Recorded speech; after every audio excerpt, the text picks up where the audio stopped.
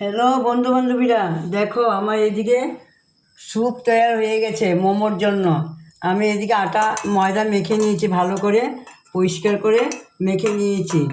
তোমরা দেখো, ভালো করে তেল মাখিয়ে গরম জল দিয়ে আমি তৈরি করেছি। এইদিকে আমি চিকেন ভালো করে কেটে পরিষ্কার করে আমি পেঁয়াজ কাঁচা লঙ্কা পরিমাণ মতো মোমোর জন্য তৈরি করে নিলাম।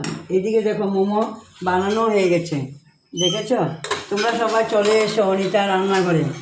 মোমো চাটনি দেখো, চাটনি মোমোর জন্য, দেখেছ?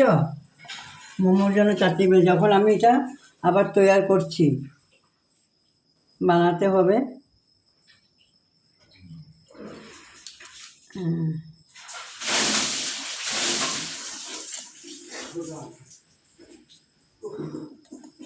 দেখো বন্ধু বান্ধবীরা, দেখেছ?